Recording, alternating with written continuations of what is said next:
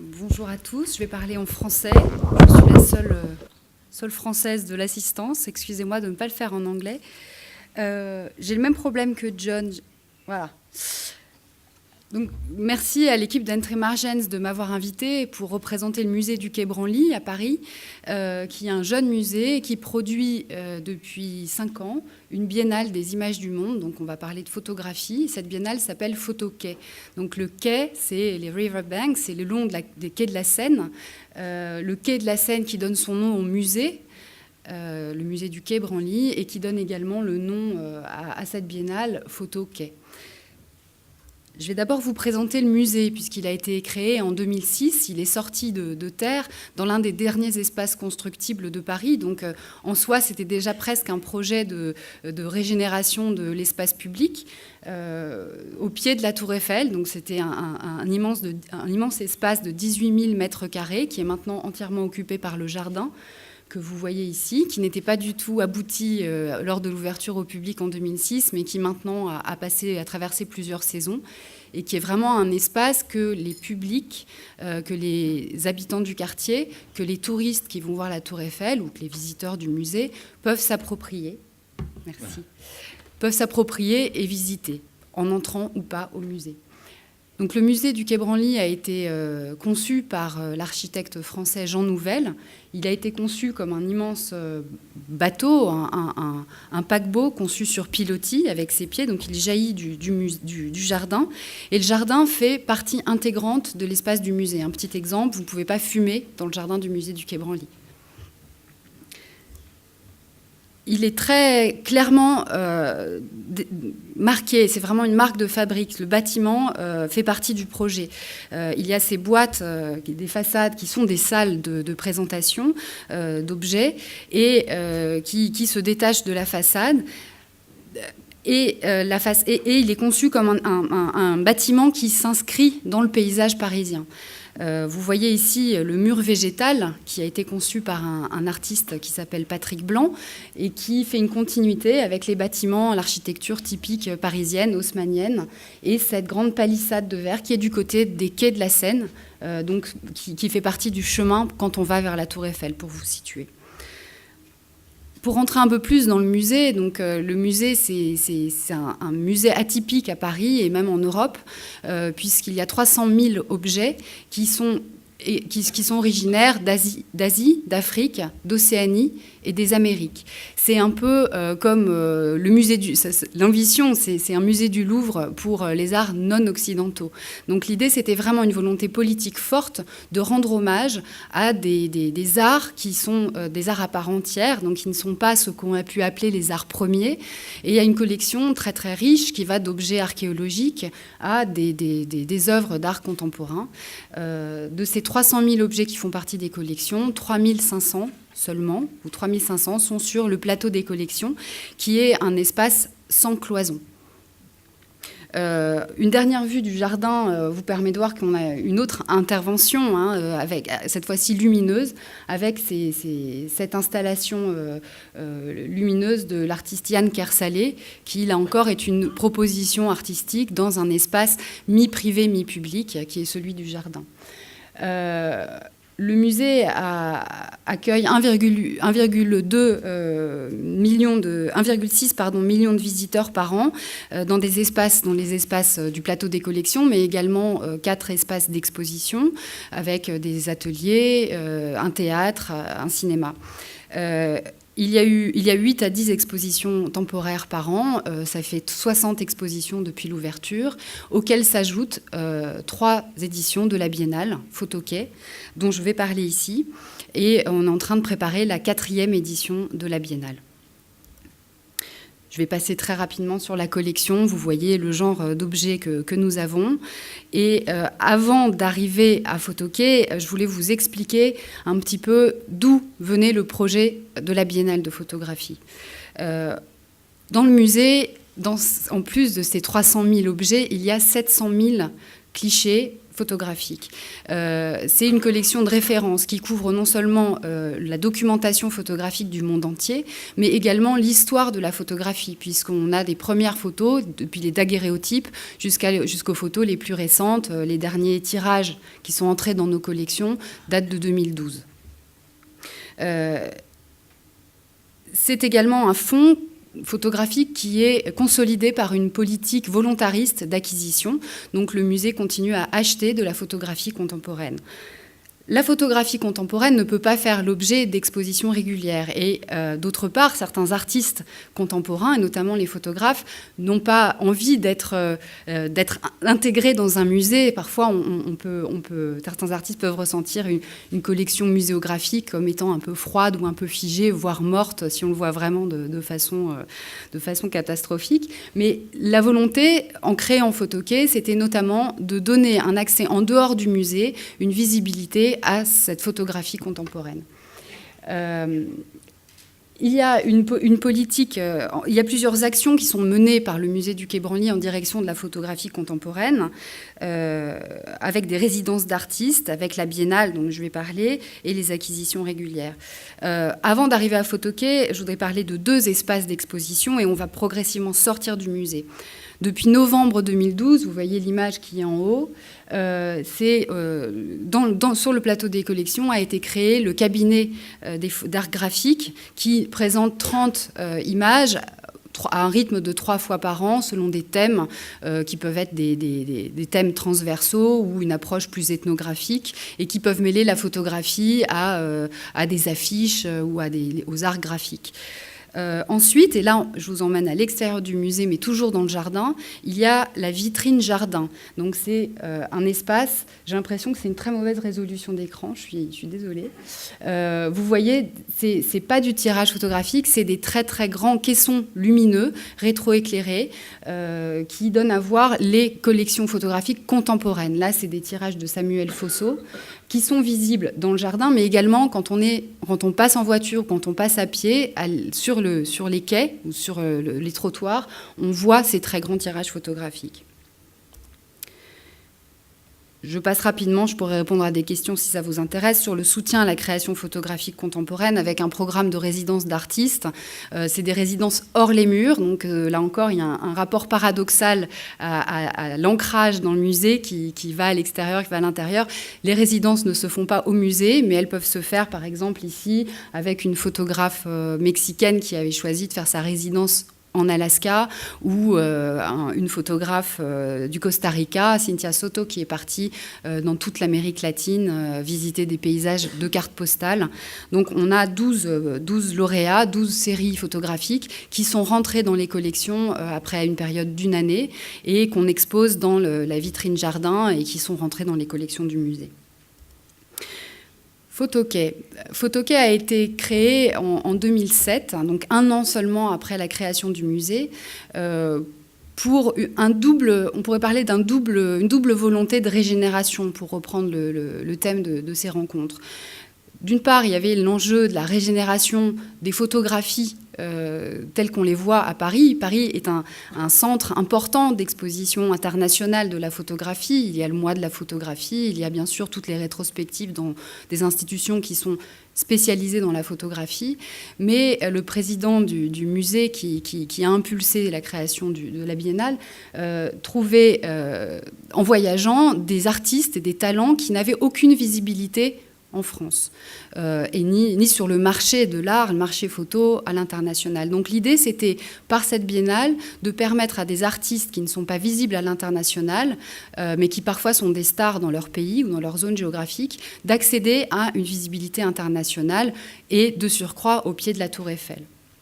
Un deuxième type de régénération, c'est l'enjeu de la scénographie. Je vais y revenir plus tard, puisque pendant des années, la photographie à Paris était exposée dans l'espace public sous la forme de tirages accrochés aux grilles. Par exemple, c'est les grilles du Palais du Luxembourg. Donc dès qu'il y avait des grilles, on pouvait accrocher de la photo. Et ça, c'était vraiment un anti-exemple, quelque chose qui nous... Voilà, c'était pas un modèle que le musée voulait suivre pour exposer de la photographie. J'ai une petite vidéo qui ne vous donnera pas à voir ce que Photoquai est, mais qui vous présente un petit peu le principe de la programmation.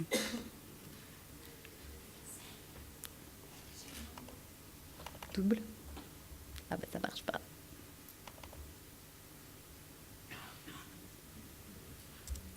Non. Je peux sortir, je veux vous la montrer, alors on va sortir.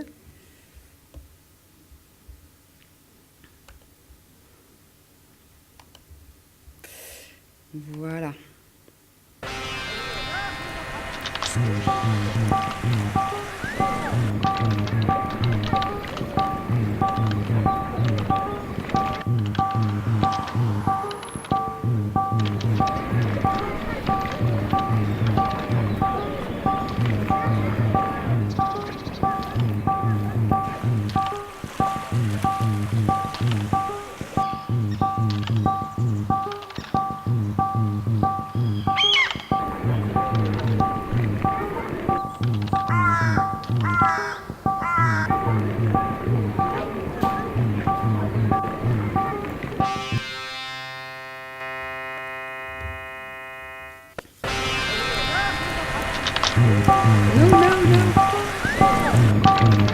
Moi aussi, j'ai des problèmes techniques. Hein. Voilà, maintenant, je veux sortir. Voilà.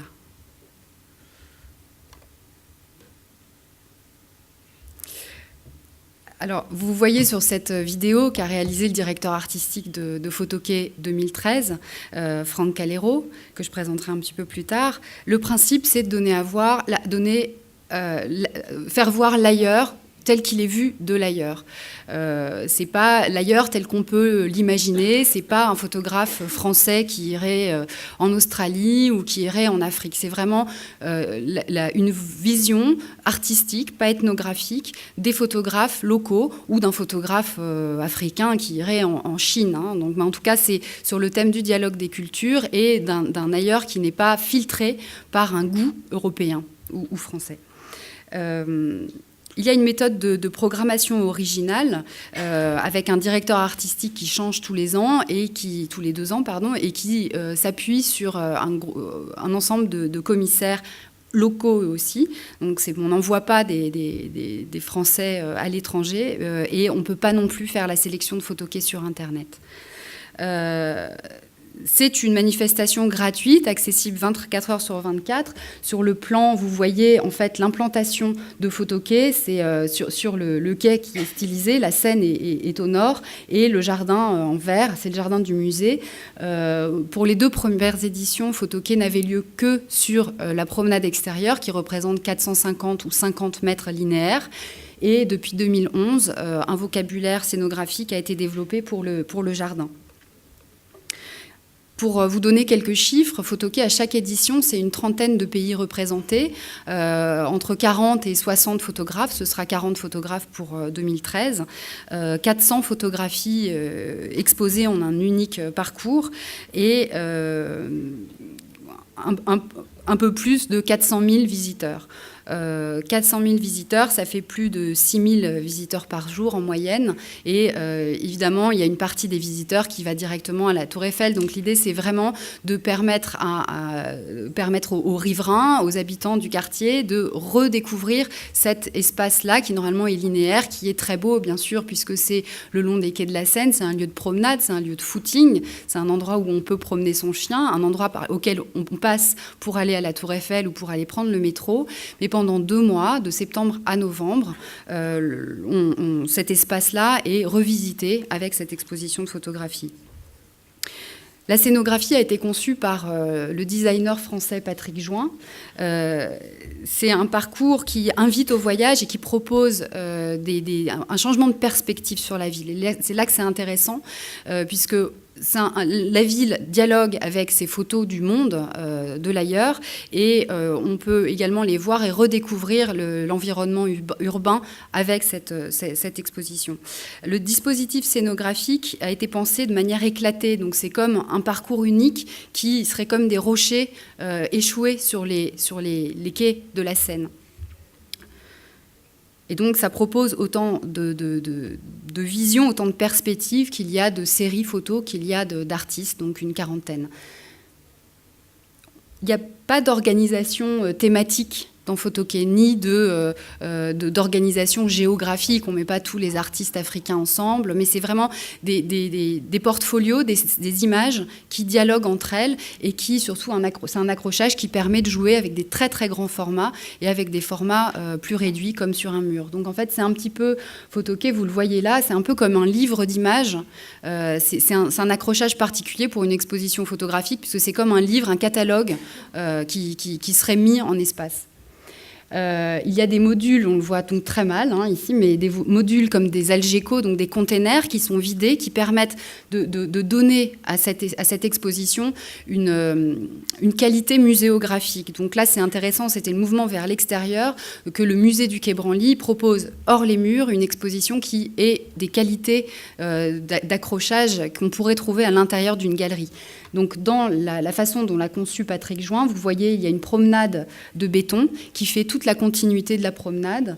Il y a ce mur rouge qui ponctue l'extérieur, qu'on appelle la peau, comme la peau du serpent, et qui permet aux passants, aux voitures, de repérer le signal, la marque Photokey sur l'extérieur. En bas, vous voyez un exemple de plan de travail sur lesquels on travaille en ce moment, donc avec l'accrochage, tous les photographes qui correspondent aux petits modules. En gros, il y a un module par photographe. Donc c'est un vrai jeu de construction pour le directeur artistique. Voilà des images de la Biennale en 2011, avec des très grands formats, avec la possibilité de passer à côté ou d'être à l'intérieur. Donc il y a toujours ce jeu d'intérieur-extérieur. Pardon. Avec la perspective sur la tour Eiffel qui disparaît complètement dans le ciel gris de Paris. Là, on le voit un petit peu, mais la photo d'en bas, vous voyez un début de tour. Donc, c'est la tour Eiffel qui permet cet accrochage, ces perspectives. Et ça, c'est des images de 2009. Donc, vous voyez qu'il y a une très forte unité de la Biennale, d'édition en édition. Ce vocabulaire scénographique est repris et seuls changent les accrochages et les perspectives.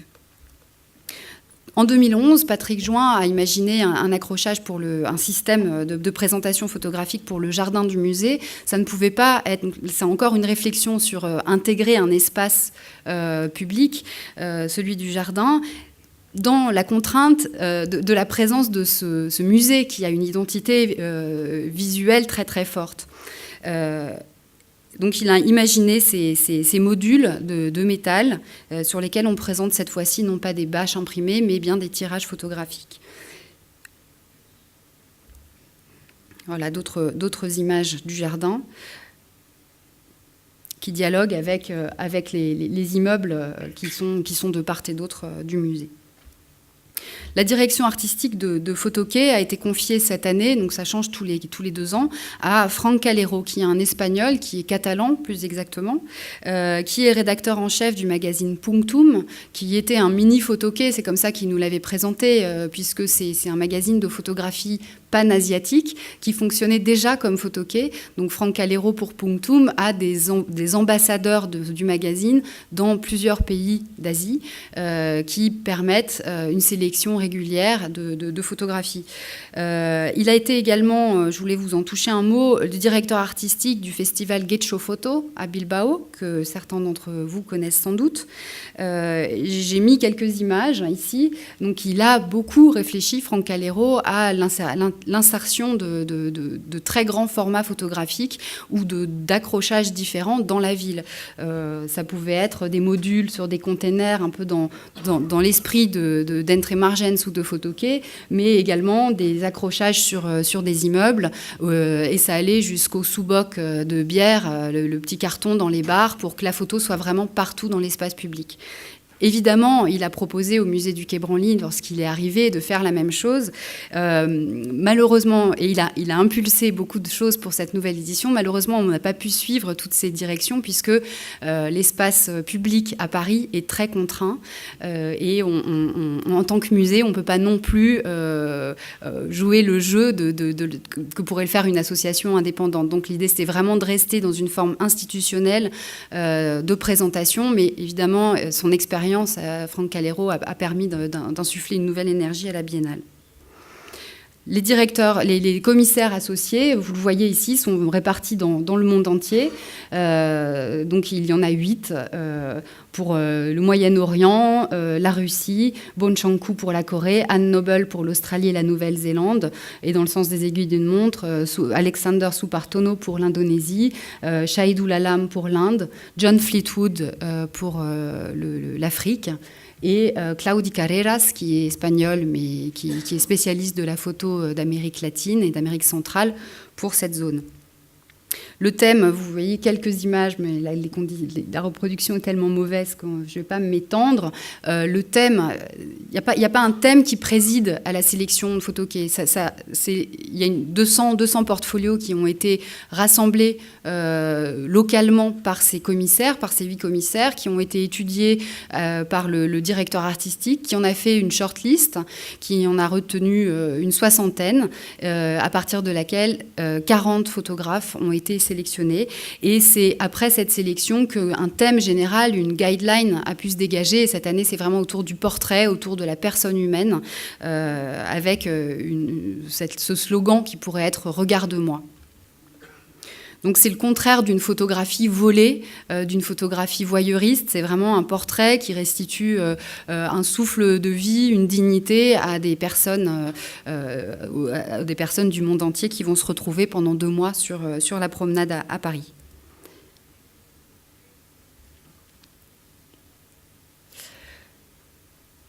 Pour terminer ma présentation, je voulais revenir sur les enjeux de Photoquai par rapport au musée et par rapport à l'espace public.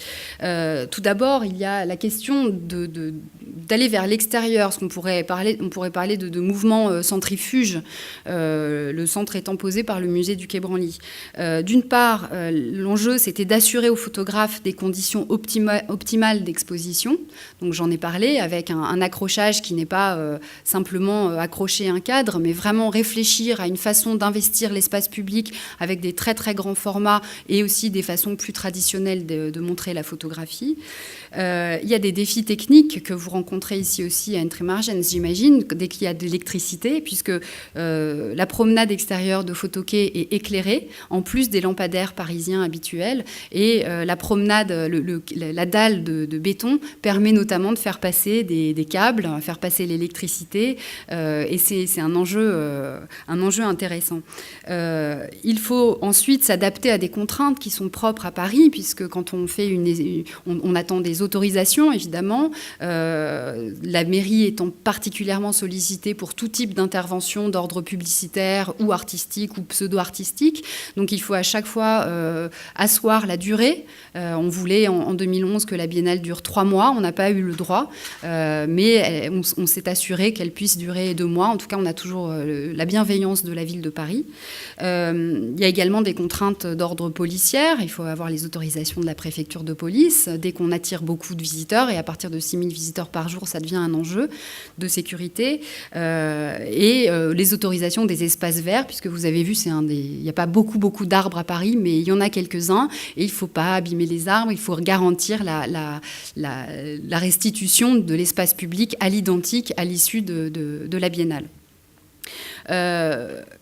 La question d'investir l'espace public, c'est pas seulement sur les quais et dans le jardin du musée. Il y a aussi un réseau de partenariats qui se fait avec une dizaine d'institutions partenaires dans Paris. Donc il y a vraiment un mapping de Photoquai pendant ces 2 mois.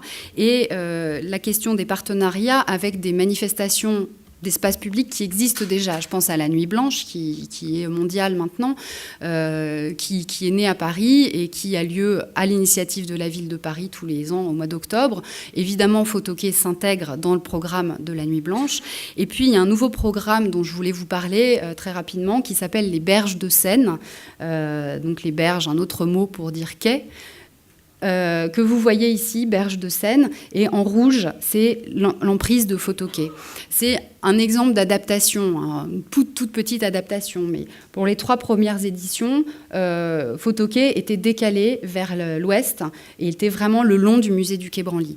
Dans la mesure où le maire de Paris est en train de mettre en place, à fermer les voies sur Berges, qui était un axe très important de circulation à Paris, elles ont été fermées à la circulation, ce qui provoque l'indignation des chauffeurs de taxi, comme vous imaginez. Mais c'est très bien pour les habitants de Paris, notamment parce que, vous allez voir une image, ça c'est une préfiguration scénographique, il va y avoir toute une sorte sur plusieurs kilomètres d'installations, de jardins flottants, d'animations sportives, artistiques, de médiation pour les enfants, etc. Donc ça, c'est vraiment une initiative de la ville de Paris.